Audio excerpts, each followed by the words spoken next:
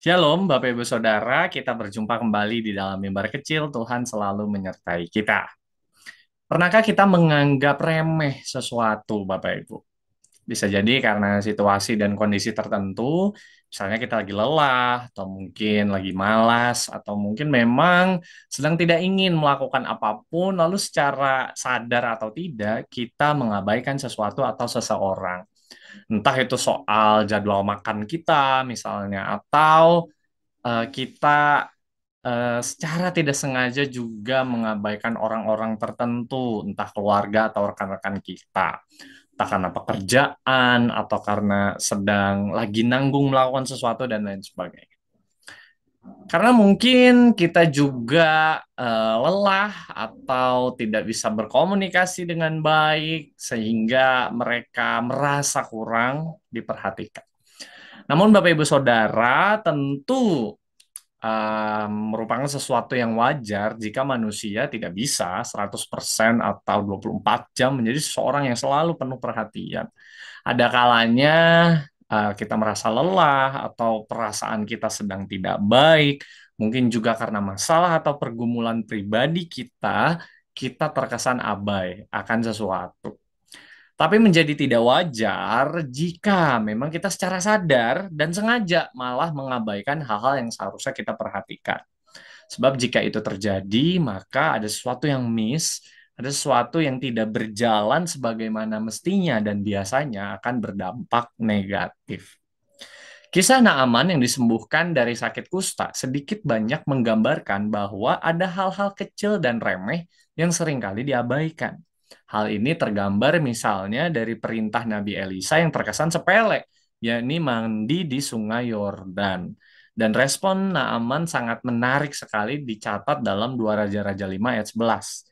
Tetapi pergilah Naaman dengan gusar sambil berkata, "Aku sangka bahwa setidak-tidaknya ia datang keluar dan berdiri memanggil nama Tuhan Allahnya, lalu menggerak-gerakkan tangannya di atas tempat penyakit itu, dan dengan demikian menyembuhkan penyakit kustaku."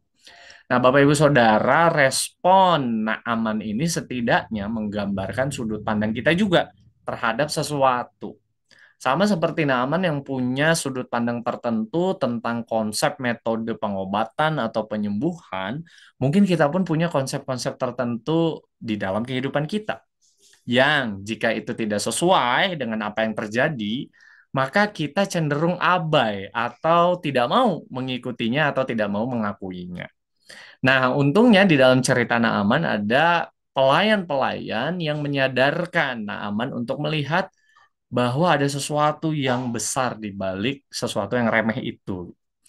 Dalam ayat 13 dikatakan, tetapi pegawai-pegawainya datang mendekat serta berkata kepadanya, "Bapak, seandainya Nabi itu menyuruh perkara yang sukar kepadamu, bukankah Bapak akan melakukannya? Apalagi sekarang, ia hanya berkata kepadamu, mandilah dan engkau akan menjadi tahir." Nah, singkat cerita, Naaman pun bersedia melakukan perintah sederhana itu, dan tahirlah dia. Bapak Ibu Saudara, mengabaikan atau meremehkan sesuatu seringkali kita lakukan dalam keseharian kita. Namun mari belajar melihat bingkai yang lebih besar. Dengan begitu, kita akan merasa bahwa sesuatu yang kecil itu bukan hanya perlu dilakukan, tetapi juga memiliki peran besar di dalam kehidupan ini. Dan masih dalam rangka bulan lansia, mari menghayati peran kita masing-masing di dalam keluarga, termasuk oma dan opah. Oma dan opah juga punya peran.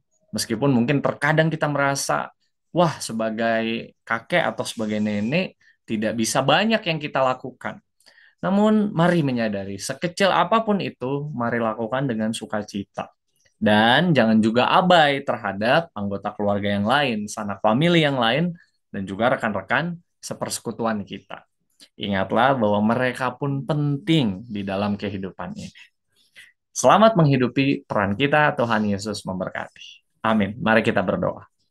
Bapa yang baik, kami mengucap syukur untuk firman Tuhan hari ini dan ajarlah kami untuk senantiasa menghayati segala sesuatu yang kecil sekalipun dalam satu sudut pandang yang lebih besar yang memiliki manfaat yang luar biasa di dalam kehidupan kami. Dan mampukan kami juga untuk berperan serta memuliakan nama Tuhan melalui peran kami pribadi lepas pribadi. Terima kasih ya Tuhan, di dalam Kristus Tuhan kami berdoa. Amin.